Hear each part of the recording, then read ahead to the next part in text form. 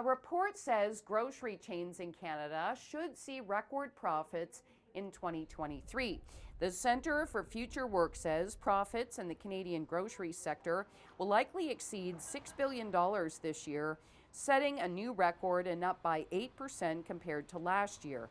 Now, the new data from the Progressive Research Institute found the net income margin on food and beverage retailing has consistently exceeded 3% of total revenues since the middle of 2021, and that's more than double the average margin between 2015 and 2019.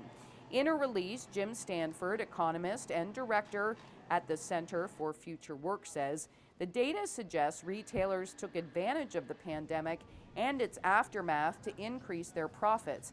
Now, this report was presented at a House of Commons committee meeting today as the federal government continues to put pressure on grocers to lower prices.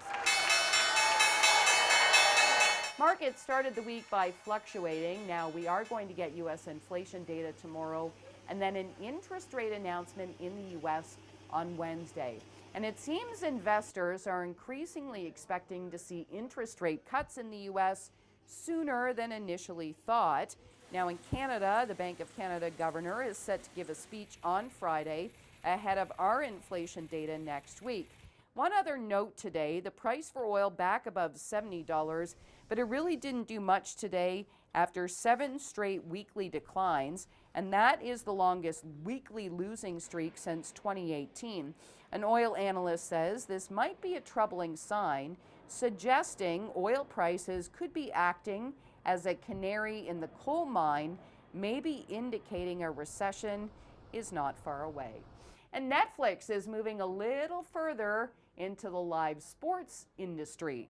The streaming service will show a one-night exhibition tennis match featuring Rafael Nadal and Carlos Alcaraz next March. It will be called the Netflix Slam. It will be held in Las Vegas. The same company showed a golf tournament live last month. Maybe a sign of things to come. In the City News Business Center, I'm Kris McCusker.